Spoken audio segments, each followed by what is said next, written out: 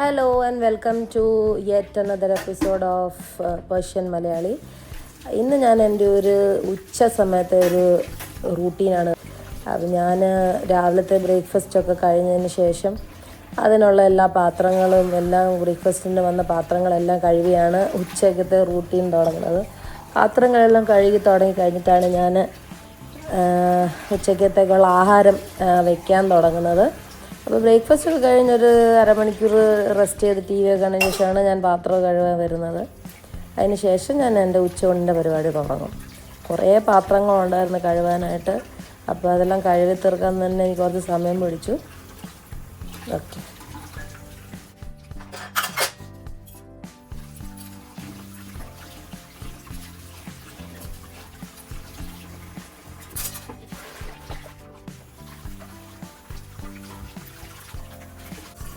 എൻ്റെ പാത്രങ്ങളെല്ലാം ഞാൻ കഴുകി കഴിഞ്ഞു.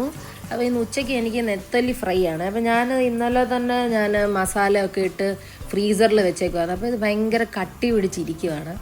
ഞാനപ്പോൾ എന്ത് ചെയ്തു, ഇതൊന്ന് നമുക്കൊന്ന് ഇത് അലിഞ്ഞ് വരണമല്ലോ, അത് അങ്ങ് ഐസ് കട്ടായിട്ടിരിക്കുക ഫിഷ്. അപ്പോൾ ഞാനതൊരു പാത്രത്തിലോട്ട് കുറച്ച് വെള്ളം ഒഴിച്ചിട്ട് അതിലോട്ട് ഇട്ട് വെച്ച്. അപ്പോൾ ഇവിടെ ഇപ്പം ഭയങ്കര ചൂടായതുകൊണ്ട് ചൂട് വെള്ളമാണ് ടാപ്പിൽ നിന്ന് വരുന്നത്. അപ്പം പെട്ടെന്ന് അതിൽ കിടന്ന് ഇത് ശരിയായിക്കോളും മീൻ. അതുകൊണ്ടാണ് ഞാൻ അങ്ങനെ ചെയ്തത്.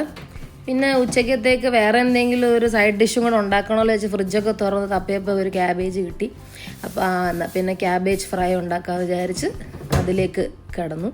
അത് കഴിഞ്ഞ ശേഷം ഞാൻ എപ്പോഴും കാണിക്കാറുണ്ടല്ലോ, ഞാൻ ഞങ്ങളുടെ വീട്ടിലെപ്പോഴും ഫ്രഷ് ഫ്ലവേഴ്സ് മേടിച്ച് വെക്കാറുണ്ട്.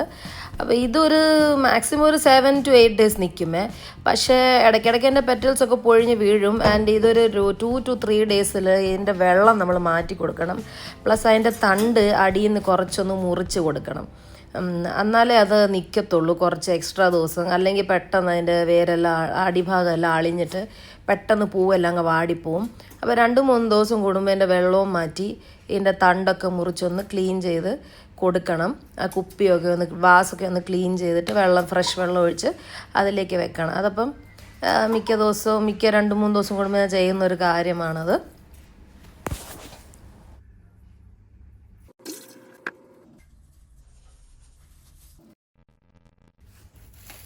എൻ്റെ ആ പണി കഴിഞ്ഞ് ഇനിയിപ്പോൾ ഞാൻ ക്യാബേജ് കഴുകി. ഇനിയും ക്യാബേജ് ഞാൻ ക്യാബേജ് ഞാൻ കഴുകുന്നത് എങ്ങനെയാണെന്ന് വെച്ചാൽ, ഞാൻ കുറച്ച് നേരം അതിനെ ഇച്ചിരി വെള്ളത്തിൽ ഉപ്പിട്ടിട്ട് അങ്ങനെ വെക്കും. അപ്പോൾ അതിനകത്തുള്ള വിഷമൊക്കെ ഉണ്ട് പൊക്കോട്ടെന്ന് വിചാരിച്ചാണ് അങ്ങനെ ചെയ്യുന്നത്.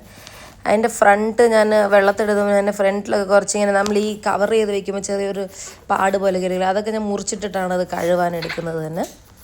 സോ അതാണ് ഇപ്പോൾ ചെയ്തുകൊണ്ടിരിക്കുന്നത്.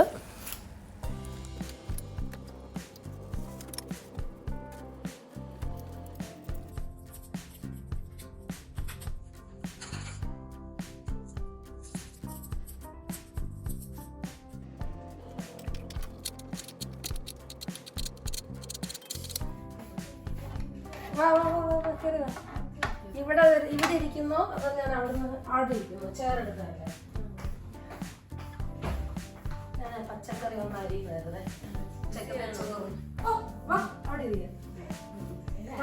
എന്താണ് വിശേഷം?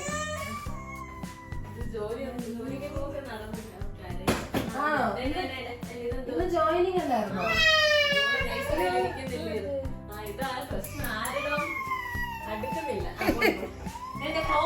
കുഞ്ഞു കണ്ടോ ഇവിടെ എന്തൊക്കെയാ ഇരിക്കുന്നേന്ന്? കുഞ്ഞു കണ്ടോ ഇവിടെ എന്തൊക്കെയാ ഇരിക്കുന്നേ? ആ, ഒരു കുഴപ്പമില്ല, ഒരു കുഴപ്പമില്ല.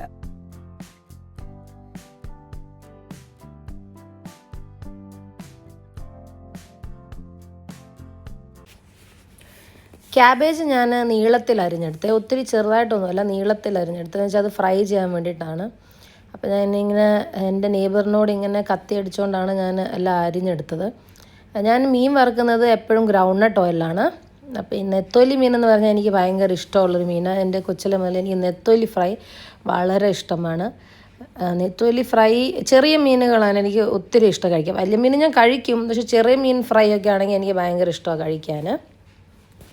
അപ്പോൾ ഞാൻ ഓരോന്നോരോന്നായിട്ട് അതിനെ അതിൽ വെച്ച് അടുക്കി വെച്ച് കുറച്ച് കൂടുതൽ മീനുണ്ടായിരുന്നുകൊണ്ട് ആ തവയിൽ ഒതുങ്ങുമോയെന്നറിയാതെ അതിനെ ഒന്ന് അഡ്ജസ്റ്റ് ചെയ്ത് വെക്കുമായിരുന്നു, എല്ലാം കൂടി ഒരുമിച്ച് ഫ്രൈ ചെയ്തെടുക്കാൻ വേണ്ടിയിട്ട്. അല്ലെങ്കിൽ പിന്നെ വേറെ ഒരു പാൻ എടുക്കണം, അല്ലെങ്കിൽ ഇതെല്ലാം ആയിക്കഴിഞ്ഞിട്ട് വീണ്ടും അത്രയും തന്നെ സമയമെടുത്ത് അടുത്ത ലോട്ട് വറുത്തെടുക്കണം. അതുകൊണ്ട് എല്ലാം അതെല്ലാം ഒതുക്കി വെക്കുമായിരുന്നു.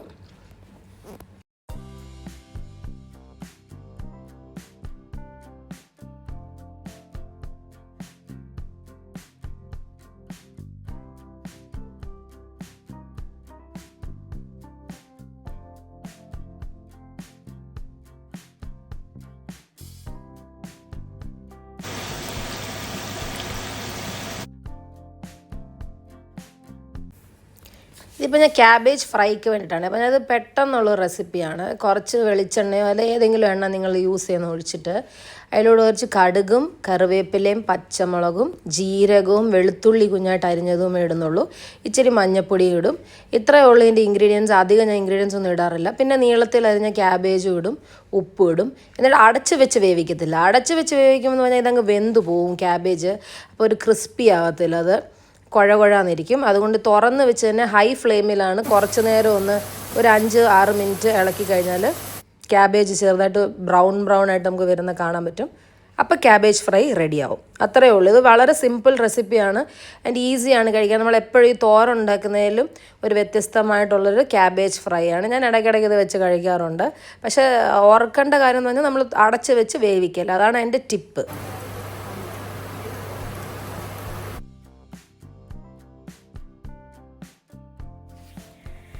എൻ്റെ അടുത്ത വീട്ടിലെ കുട്ടിയായിരുന്നു വന്നിരുന്നത് കേട്ടോ. എൻ്റെ നെയ്ബറാണ് ഇവിടെ ദുബായിൽ. അപ്പോൾ ഞാൻ ഉച്ചയ്ക്ക് ആഹാരം വെച്ചിട്ടുണ്ടപ്പോൾ കയറി വന്നതായിരുന്നു കുട്ടിയെ. അവൾക്ക് ഒരു കൊച്ചു കുഞ്ഞുണ്ട്, അതിനെ കൊണ്ട് വന്നതായിരുന്നു. അപ്പോൾ ഞങ്ങൾ കുറേ നേരം ഇങ്ങനെ ഞാൻ ആഹാരം വെച്ചിരുന്നപ്പോൾ നമ്മളിങ്ങനെ സംസാരിച്ചുകൊണ്ടൊക്കെ ഇരുന്ന് കുറേ നേരം. അത് കഴിഞ്ഞപ്പോൾ കുഞ്ഞ് ഭയങ്കരമായിട്ട് കരയാൻ തുടങ്ങി. കുഞ്ഞ് അങ്ങനെ പെട്ടെന്ന് അങ്ങനെ ആരോടും അടുക്കുന്നൊരു സ്വഭാവമല്ല. അതിന് വിശക്കുന്നുണ്ടായിരുന്നു തോന്നുന്നു. അപ്പോൾ പിന്നെ കുറേ സംസാരിച്ചതിന് ശേഷം അവളുടെ പേര് പ്രിയ എന്നാണ്. പ്രിയ അപ്പോൾ വീട്ടിലേക്ക് പോയി. അത് കഴിഞ്ഞ് ഞാൻ എൻ്റെ മീൻ വറുക്കലും ക്യാബേജ് ഉണ്ടാക്കലും ഒക്കെ കടന്നുപോയി. എന്നിട്ട് മീനൊക്കെ എടുത്ത് ഫിനിഷ് ചെയ്തതിന് ശേഷമാണ് ഞാനിന്ന് ചോറുണ്ടപ്പോൾ. ഇന്ന് ഞാൻ ചോറുണ്ടപ്പോൾ ഇന്ന് ആക്ച്വലി കുറേ ലേറ്റായി, ഈവനിങ് ആയിപ്പോയി. ബിക്കോസ് ഞാൻ എൻ്റെ ഭക്ഷണം ഉണ്ടാക്കാൻ തുടങ്ങിയത് തന്നെ ഞാൻ കുറേ ലേറ്റായിട്ടാണ് ഉണ്ടാക്കാൻ തുടങ്ങിയത്. അതുകൊണ്ട് ഊണ് കഴിച്ചതും വളരെ ലേറ്റായിട്ടാണിന്ന്.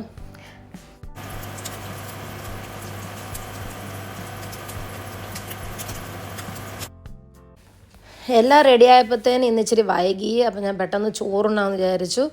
അപ്പോൾ ചോറിന് വേണ്ടി ഞാൻ എടുത്തത് നമ്മുടെ ക്യാബേജ് ഫ്രൈ ഉണ്ടാക്കി അതിനെടുത്തു. പിന്നെ പാവയ്ക്ക വറ്റൽ നേരത്തെ ഉണ്ടാക്കി വെച്ചിരുന്നത് അതെടുത്തു. ചോറെടുത്തു, നെത്തോലി ഫ്രൈയും എടുത്തു. അതായിരുന്നു എൻ്റെ ഉച്ചയ്ക്കത്തെ. അപ്പോൾ ചോറ് ഞാൻ ഈ രാത്രിയിൽ റൈസ് കുക്കറിൽ വെച്ച് രാവിലെ ഊറ്റുന്നതാണ് ഹസ്ബൻഡിന് കൊണ്ടുപോകാൻ വേണ്ടിയിട്ടുള്ളത്.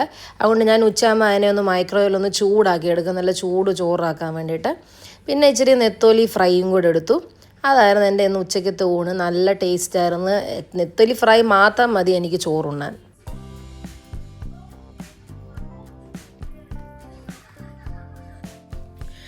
ഞാനപ്പോൾ ഉച്ചയ്ക്ക് ഉണ്ടാക്കിയ ക്യാബേജും നെത്തോലി ഫ്രൈ ഒക്കെ ആയിട്ട് ഉച്ചയ്ക്ക് നന്നായിട്ട് ചൂട് ചോറ് നല്ല രുചിയായിരുന്നു കഴിക്കാൻ.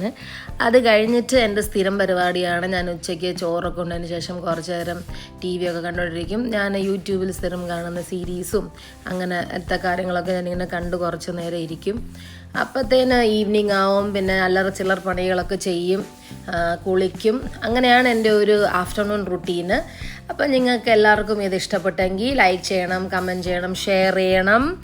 ആൻഡ് എന്നോട് പറയണം ഇനി ഇങ്ങനത്തെ വ്ളോഗ്സ്, ഞാൻ ഇങ്ങനത്തെ ഡെയിലി വ്ളോഗ്സ്, എൻ്റെ ചെറിയ കുട്ടി ആഫ്റ്റർനൂൺ വ്ളോഗ്സ്, ഈവനിങ് വ്ളോഗ്സ് ഒക്കെ ചെയ്യണമെങ്കിൽ കമൻറ്റിൽ പറയണം, ഞാൻ ചെയ്യാം. അപ്പോൾ thank you so much for watching Persian Malayali. See you, bye bye, take care.